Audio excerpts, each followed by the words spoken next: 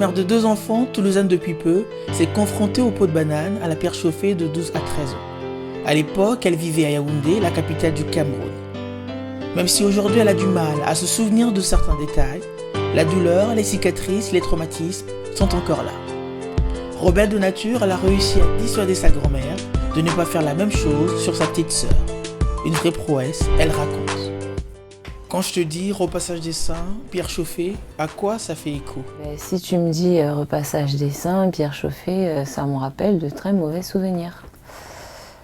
Parce que c'est quelque chose que je connais, que j'ai vécu quand j'étais un peu plus jeune, on va dire, à peu près ado, et que j'ai très mal vécu pendant cette période-là. Parle-moi un peu de la première fois. Honnêtement, je ne saurais même pas le dire parce que le seul souvenir que j'ai en tête, c'est de voir la petite sœur de ma grand-mère venir, en discuter et le lendemain me retrouver dans une pièce avec une feu de bois. En fait, le feu, les pierres qu'on faisait, le foyer qu'on faisait à l'époque en Afrique, et de les voir me dire c'est pour ton bien qu'on le fait.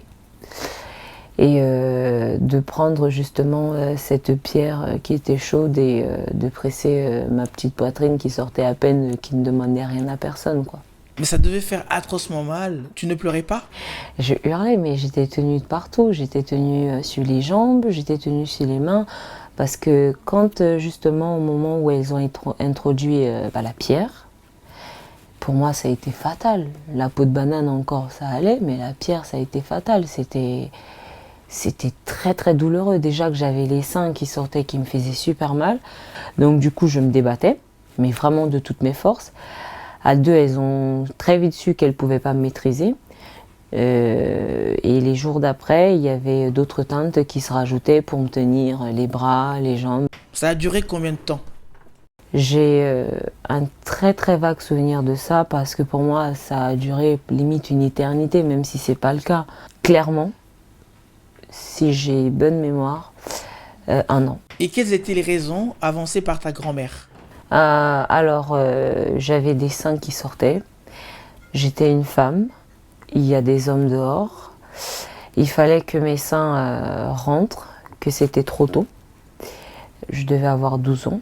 Il fallait que je continue à grandir parce que si les seins sortaient justement très tôt, j'allais arrêter de grandir. En fait, je faisais pas mal de sport quand même. J'étais une sportive de haut niveau là-bas au Cameroun, en junior. Et si je voulais continuer à profiter du sport, à profiter de mon corps, il fallait que je fasse rentrer les seins, quoi. Et aussi à aller à l'école, à bien me concentrer, à pas attirer l'attention des hommes, il fallait que les seins retournent dans la poitrine et qu'ils reviennent plus tard, parce que c'était pas le moment. Cela a-t-il marché? Non. Non, ça n'avait pas fonctionné, parce que j'avais quand même des seins qui sortaient. Sauf que je m'étais conditionnée par rapport à ce qu'elles m'ont fait dans la tête.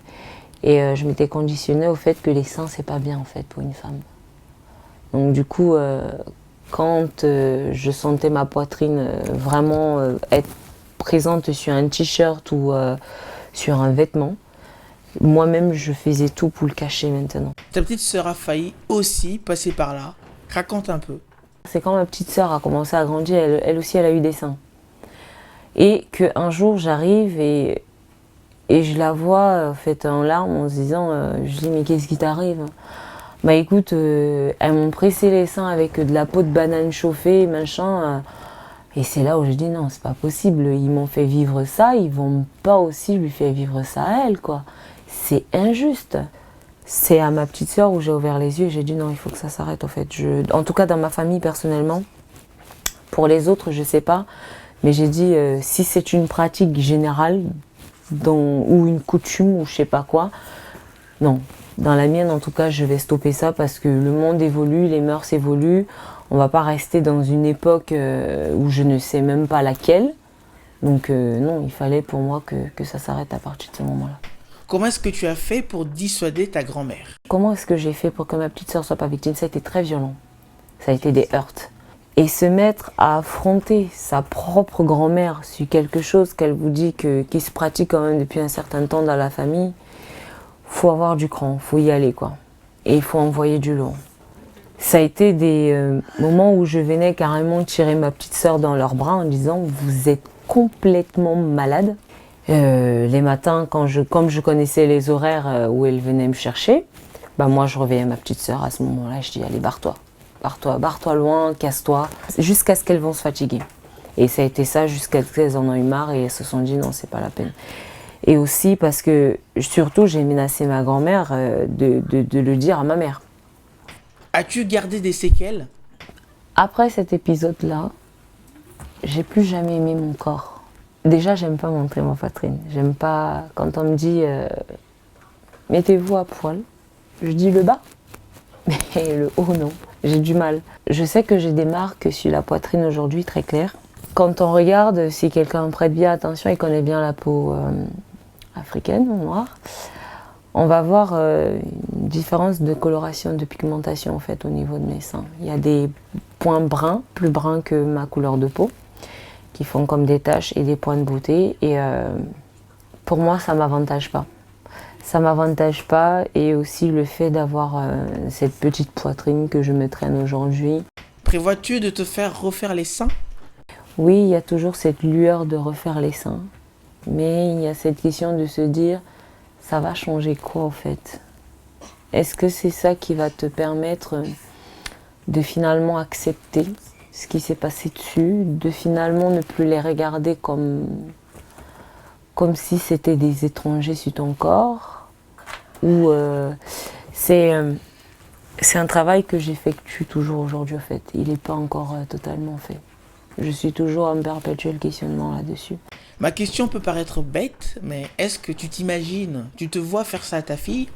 Ah non mais ça va pas. Ah non mais même pas. Non mais ma fille non. On touche pas. Je suis maman certes, mais ma fille on n'y touche pas. C'est hors de question. C'est-à-dire que d'ailleurs je ne voudrais même pas qu'elle entende parler de ça de ces quatre, parce que elle va me poser des questions que je serais incapable de lui expliquer le pourquoi du comment ça a commencé ou non. Non, même pas en rêve, je voudrais que ma fille un jour, elle sache que ce truc-là existe. Non, pas du tout. Pas du tout.